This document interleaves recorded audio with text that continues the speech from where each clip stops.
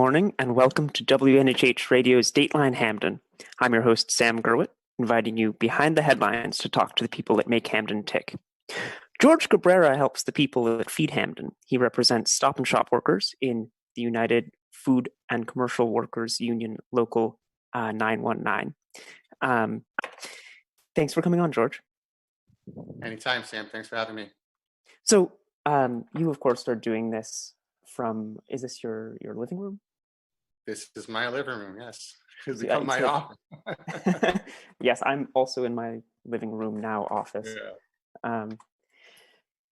And usually you would be driving around to the various stores that you represent. How many is that? I represent about 15 stores that I drive around and Stop and Shop. I see. And now, of course, you're doing most of it remotely. Is that? Yeah, the bulk of it is being remotely. There have been times where we had to go out, depending on the circumstances, and we try to be careful about that. But we've been out sporadically to provide moral support for our members, and also making sure that they're being protected and that good social distancing is being obeyed. And depending on where there needs to be some intervention, we head out if we need to. I see. So how do you do the work of being a union organizer mostly over the phone and on the internet? How does it change the job when you can't actually go? Yeah, it's very hard to replicate in person-to-person contact and really being physically there with people to talk to them. But thanks to technology, we are utilizing every possible tool that we have. So we're phone conferencing, we're using Zoom, we're group text messaging, we are sending emails, we are using all our social media platforms, our Facebook page, our Twitter page, to communicate with each other and with our members. And every day I check in with my shop stewards and we send group text messages out to see what's going on at the store level, to make sure that the company is enforcing the social distancing executive orders. We try to make sure communicate with the managers as well, and make sure that they're following all the rules that the governor put in place with the executive order and then some. So we've just been using technology quite a bit. Mm-hmm. So you have been advocating for the governor to designate grocery workers as first responders, or as giving them the same provisions that first responders have, regardless of what the actual term is that's used to refer to them. Right. What exactly does that mean? What are you advocating for? What we're advocating for is that this crisis is so unique, and no one ever dreamed, especially our grocery workers, union and non-union, never dreamed that their job would require them to be on the proverbial front lines and be at such high risk. And the reality is that our food supply is important. Our grocery workers are on the front lines every day. They are stocking shelves.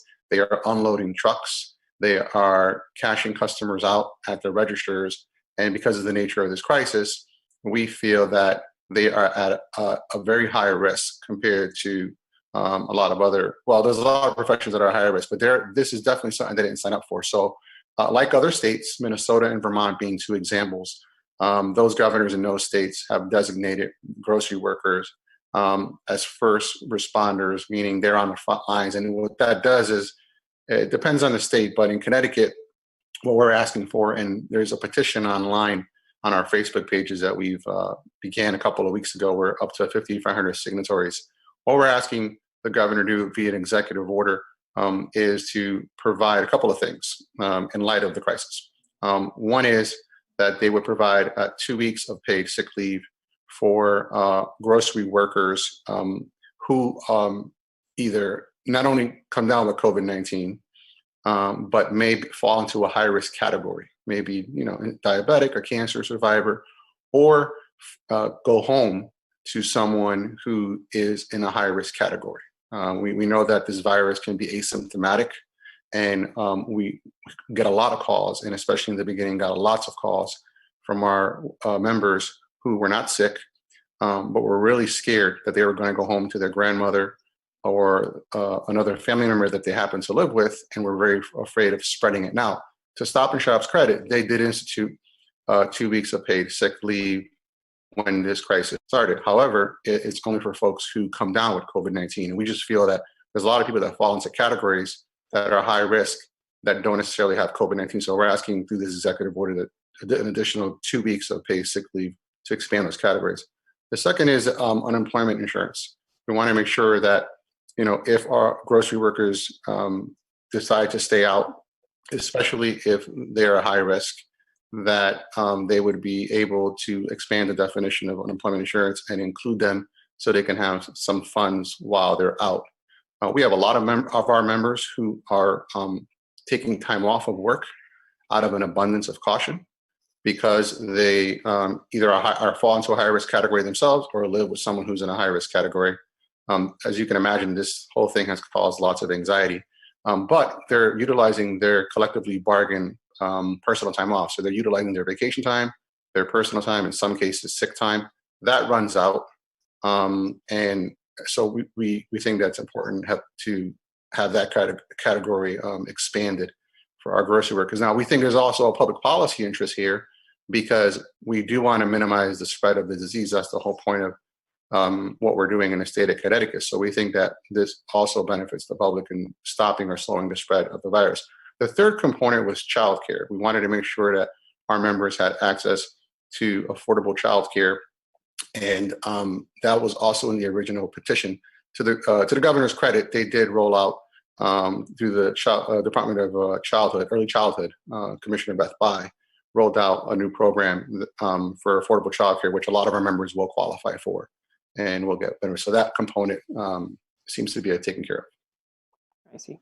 So state law does, if I understand correctly, require that many businesses and grocery stores, I believe in most cases are among them, provide, and correct me if I'm wrong, I think it's 10 days of, or up to 40 hours of paid sick leave. Talking about Connecticut sick law. Right, Connecticut sick law. Yeah. This, though, the piece that on top of that here, though, is that it would extend sick leave to people with family members at home who might be vulnerable to COVID-19, and to people who have conditions themselves that don't want to put themselves at risk but aren't actually sick. Is that correct? That's correct. Yeah, what we found is, and we had, I don't know how many thousands, it may be thousands of people who just utilized their vacation time and their personal time off because they were just really concerned that they would potentially infect a family member or themselves. This disease is tricky. As you know, there's some people have it and are asymptomatic, but you're right. What it does is it allows grocery workers, and again, we're asking for all grocery workers, not just union grocery workers, but all grocery workers, because they're on the front lines and they're handling our food supply, that we would, out of an abundance of caution and to stop the spread of this disease, that folks who fall into those high risk categories should be able to take some paid time off. Now, you said you have a lot of people taking leaves because of the virus, and how are they staying afloat financially? Well, it depends. Some people are in a better financial position than others. They may live with a spouse who is still working. And I have had people who are taking leaves of absence, unpaid leaves of absence, and Stop and Shop has been very flexible in understanding, make sure people are able to do that. And they're taking time off unpaid, and they'll be able to return to their job at a certain point in time. Other folks are just struggling. They're taking time off and they're not getting paid, and they're trying to do the best that they can. I have quite a few people who utilize their vacation time, so they are getting some pay. But again, that runs out and school is still canceled. And so we're going to be seeing on the front lines lots of people who are going to be forced to make a decision once their vacation time runs out to go back to work, and then figure out a way to find childcare for their children, while at the same time, potentially, especially if they fall into a higher risk category, putting themselves at risk. Mm-hmm. Yeah, and those people who have taken leaves, if you would have them be able to apply for unemployment. No, because they're technically still employed. They just employed, but yeah. Oh, under the executive order. Right, under the executive order you're asking for. Yeah, we're in the executive order, which is online on our website. The details are there, but we're essentially asking for the unemployment insurance to be expanded and include people who need to take time off if they fall into a higher risk category, so they can have some income. So I'll give you an example. Like, I had quite a few people who took unpaid time off. They didn't have any vacation time left, or they didn't have any personal time left.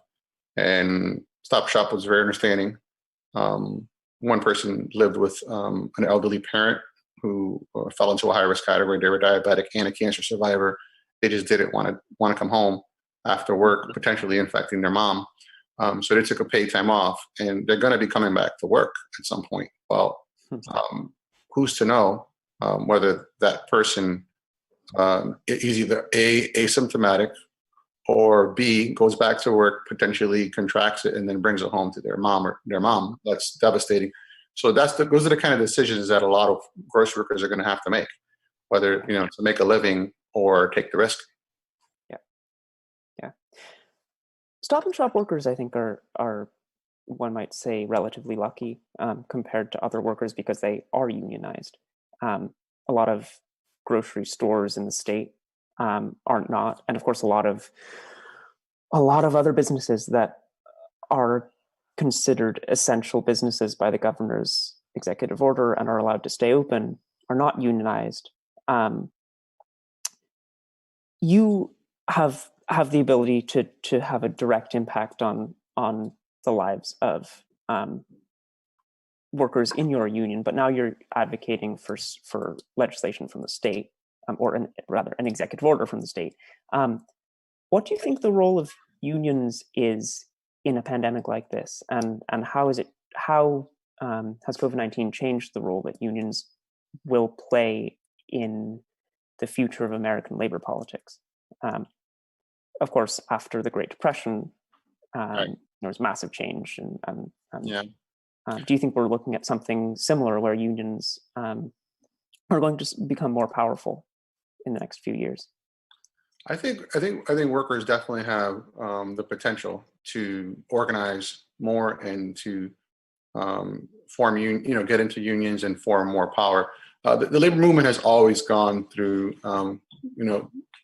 moments in time where they're stronger or weaker depending on the services. But I think we have seen a resurgence of the working class and even the middle class understanding that the power and the importance of unions. After all, we saw when large numbers of Americans joined unions, the middle class exploded and grew quite a bit. And I think workers everywhere, you're seeing it at Amazon, for instance, where that worker was fired and workers were walking off the job to protest the working conditions. We are seeing grocery workers in non-union grocery stores like Trader Joe's and others become more vocal, realize that they need to come together to fight for good working standards. And I think we saw last year with the Stop and Shop strike how supportive the public was, and we are seeing it in polling as well.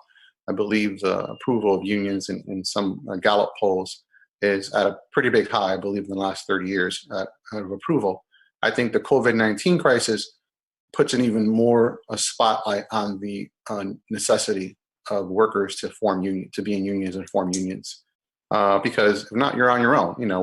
Just to give you an example, when this all started, our phones rang off the hook because our members were terrified. Well, they had someone to go to. They can call me, they can call our staff, our union president, Marcus Spinoza, and others. And we were able to utilize our relationships in the Capitol, our relationships in the community to be a voice and to speak up for sneeze guards, to speak up for one-way aisles, to speak up for increased gloves and masks. I mean, there was a moment in time in the beginning of this crisis where Stop and Shop was not comfortable having their associates wear face masks. They felt it was bad for business, and we had to push on that, and we were able to get it.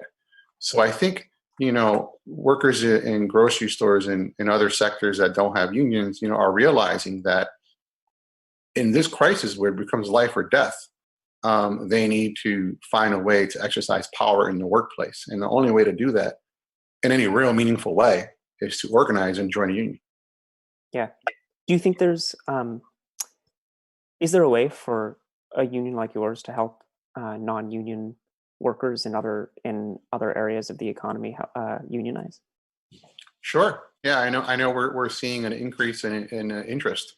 I know many of our locals around the country, including ours, have received phone calls and emails from workers in different industries asking for help.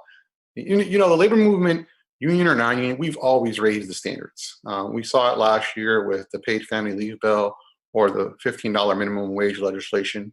Labor was involved in those public policy fights. And, we have the reality is, when unions and unions are just workers, when we get involved, we raise the standards for everyone. That's why this petition that we have online asks for the governor to sign this executive order to apply to all grocery workers, union and non-union alike, because we believe that if you work for a living, and you should be able to provide for your family. And this crisis, more than ever, exposes the inequality in our society, and I think sheds a light on how important it is for workers to organize and come together. Mm-hmm. Just want to say we have a comment from Dan Garrett, who says, grocery workers are true heroes. They face hundreds every day that may carry the virus. Without them, our country collapses. And thanks, Harry, for alerting me to that. What response have you gotten from the governor? Well, I haven't gotten a direct response. I know we're working with our allies in the AFL-CIO. I know there's been conversations that are occurring with the governor and his staff. There's a team of labor lobbyists that have been very involved in this, and then we have been, trying to provide on the ground support online. Asking our members to sign a petition. We're up to 5,500, as I mentioned, and we're just going to keep talking about this. We're going to keep adding the voices of workers so that the public can see and hear the voices of workers who are on the front lines, and we're going to, keep at it. Mm-hmm. One thing I imagine you don't deal with in Stop and Shop, but that happens in other places like Amazon, is if workers don't feel comfortable and say they take a leave or they quit or something, the companies can bring in temp workers. And I think Amazon has seen a large influx of temporary employees, as have a lot of other warehouses across the country. That seems like a sort of difficult situation from a labor standpoint, because you can't really unionize temporary workers. There's if one person's uncomfortable, they leave and then someone else comes in. Right. How do you think workers can address that phenomenon where companies turn to temp workers when others feel uncomfortable, rather than giving them the provisions and the safety precautions that they are demanding? Right. I think it's it's a testament to how difficult it is to find good paying jobs where people are competing with each other for even a job that doesn't pay that well and the working conditions aren't that great. The only way workers can change their workplace is by coming together. And so it's got to be an understanding and a realization that we're all in this together, and that, you have to organize and you have to speak up about working. I mean, we saw this at Amazon specifically with the worker who walked out to protest the working conditions at Amazon, and many of his coworkers walked out with him, and it made national news. One of the top VPs at Amazon just quit because of Amazon's treatment of its workers, which was a huge event at Amazon. Workers have to talk to each other. They have to come together, and the only way to do that is to back each other up. The Stop and Shop strike we did last year, for instance, they were very, worker solidarity was important, and being able to build in the community, build relationships with other workers.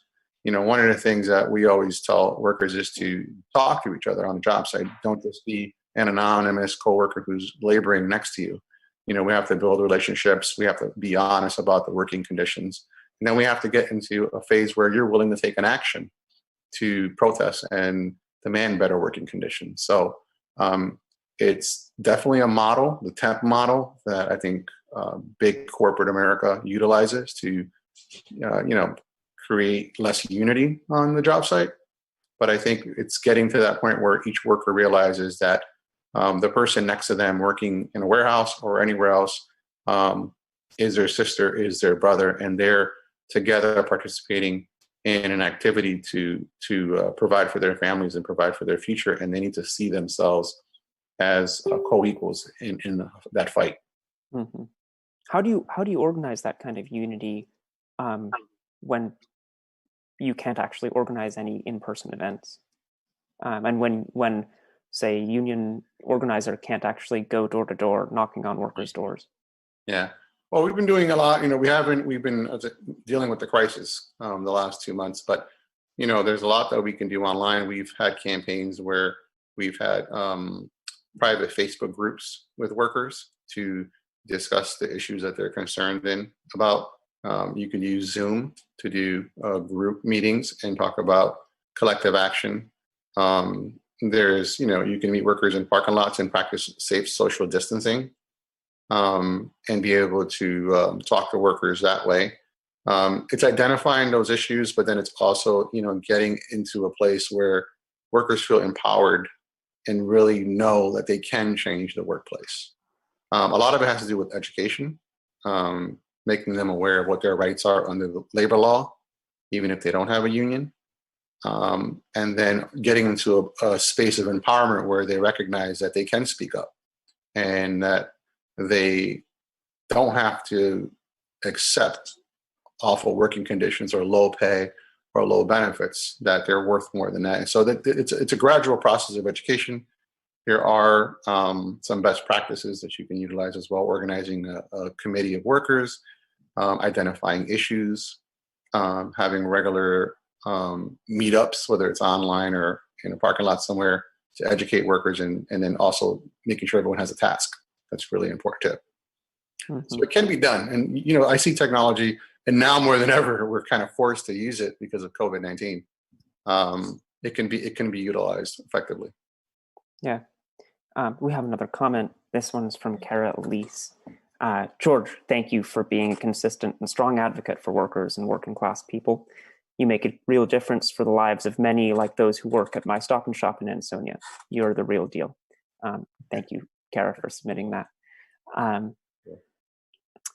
Do you think we're going to see a rise? Do you think we're going to see workers actually unionizing during the pandemic, or do you think that's something that realistically has to happen once restrictions are lifted? My understanding is the labor board is currently not open because of COVID-19. It may open soon. If it hasn't already, haven't checked in on that in a while.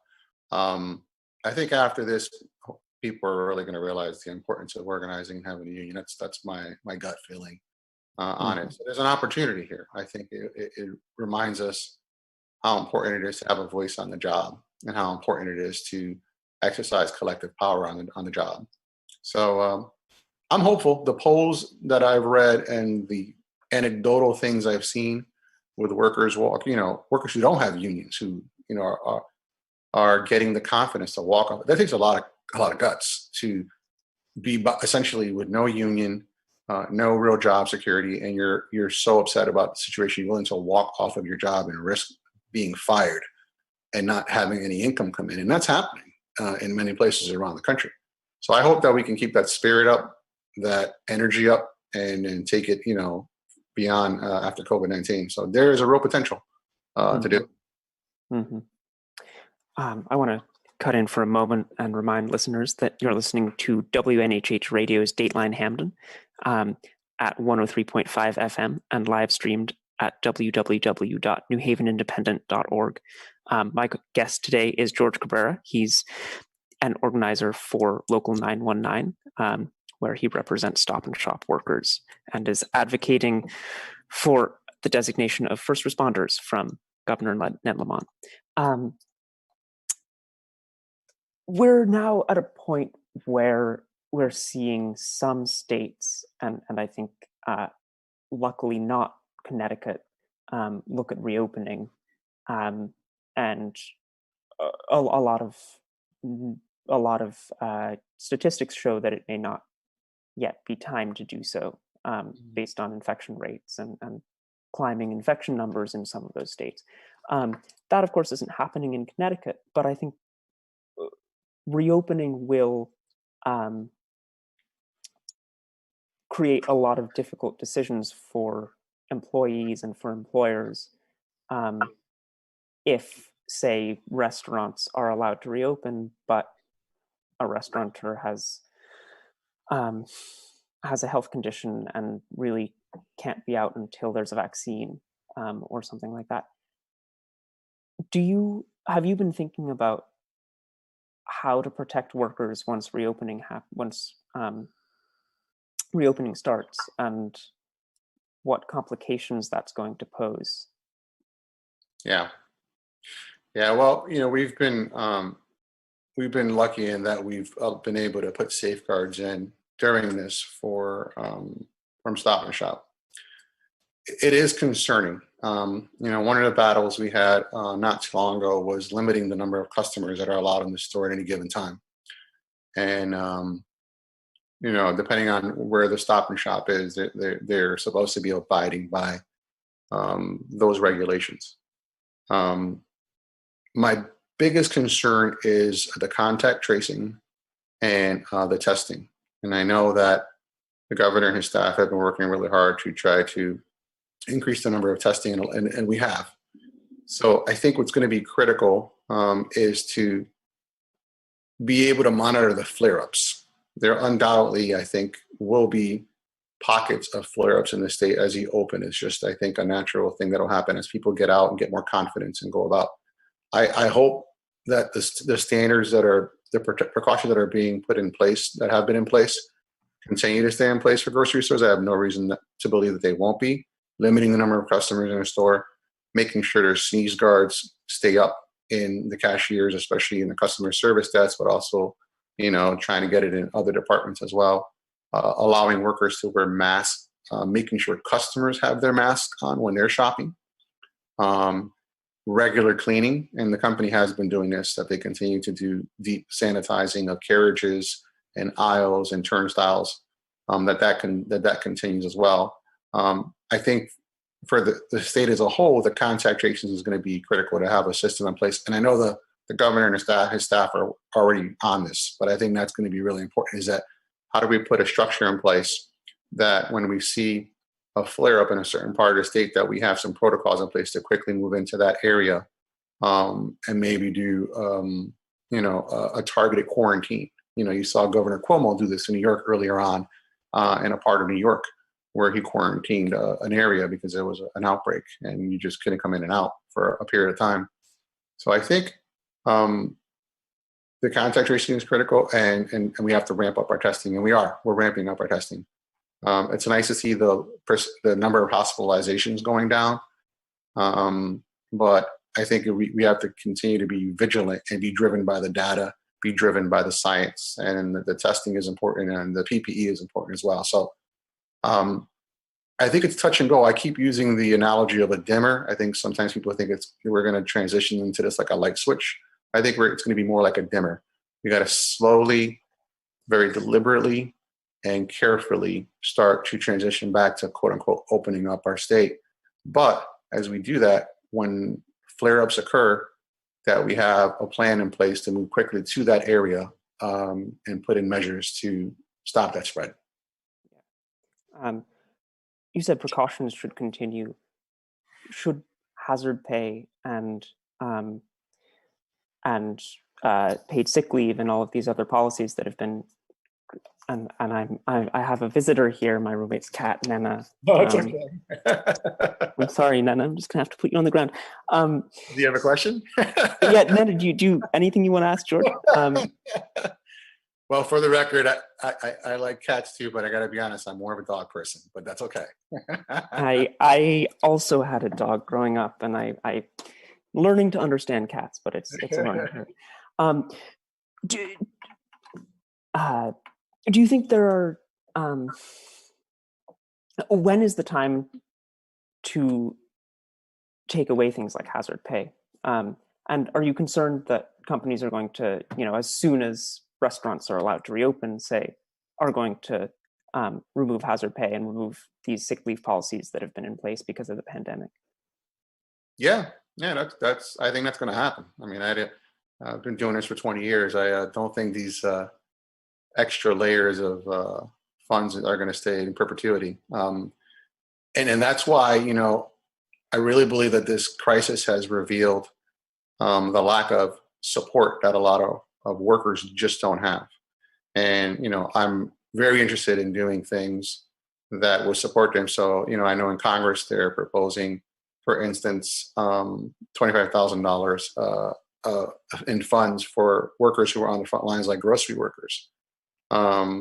There's student loan relief that would go along with. We have so many members that started college and had to stop because they had a family or they just couldn't afford it anymore, and are actually working in Stop and Shop, still paying student loans from a partial degree or partial credits. We've done a lot to help them. We have online courses that they can do free of charge for members. But I think, we definitely need to explore things like some level of student loan forgiveness. That would free up a ton of money in people's budgets that then can go back into the economy to stimulate jobs and economic activity. Pandemic pay. I know Senator Blumenthal is, I believe, co-sponsoring a bill in Congress that will give pandemic pay to frontline workers. I think that is really important. And I think we're going to have to really look at another round of stimulus. The $600 that we're getting from Washington, in addition to Connecticut, and the one-time stimulus check is going to be good for workers for a moment in time. But the reality is, if it's over, I mean, we don't know what that's going to look like, what over looks like. It's not going to look like what it was before. Many of those jobs aren't coming back. And the ones that do come back, think of hospitality and tourism. Even if restrictions are taken off, millions of people are going to be very hesitant to go out to eat on a regular basis, or to go on a vacation, or be in a cruise ship, or hop on a plane, regardless of what the restrictions are or aren't. And so those industries are going to need a lot of help, and those workers are going to need a lot of help.